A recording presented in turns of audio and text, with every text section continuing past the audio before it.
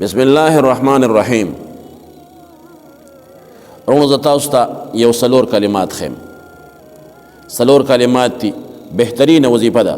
د دواړو جهانو سردار مبارک یو پیره د سحر مانځه لپاره تشریف یوړو. ام المؤمنین حضرت جویریه رضی الله تعالی عنها په مصلی باندې ناسته وه چې کله مونځ یې وکړو او د چاش مونځ کې رسول الله صلی الله علیه وسلم کور ته تشریف راوړو.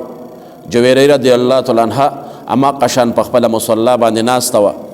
ورته ویل جویري ته وسم چې کوم دی په مصلی باندې ناست دی؟ هغې ورته ویل او د خدای رسوله زه وسم چې کوم دی په مصلی باندې ناستم، خپل چې کوم دی ذکر و اذکار کوم. رسول الله صلی الله علیه وسلم ډېر زیات خوشحاله شو او بیا ورته وفرمایل زه تا ته یو وظیفه نه ښیمه، زه تا ته یو څو کلمات نه ښیمه، زه چې څنګه تلی یم دا څلور کلمات ما ویلی دي، نو چې ستا دا څومره وخت دا ټول وخت دا د دغه الفاظو سره چې کوم دی وتللی شي، دا څلور کلمات به چې کوم دی دا و پې درانه راځي. رونو تاسو یې ووایئ بهترین وخت دی. پکار داره چې انسان دا کلمات خپل عمل کې راولي.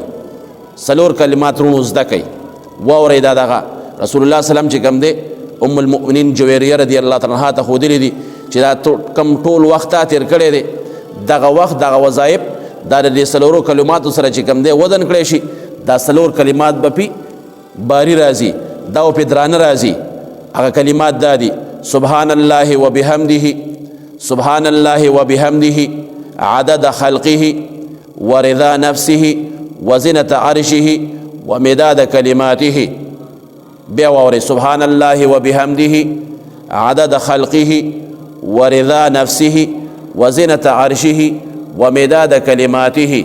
دا الفاظ دا وای د دې ډېر زیات برکات دي، ډېر زیات فضایل دي او ډېر زیات چې کوم دی د انسان هر یو څیز پې چې کوم دی دغه کېږي او د نورو اعمالو سره چې تللی کېږي دا الفاظ به چې کوم دی دا پې درانه راځي.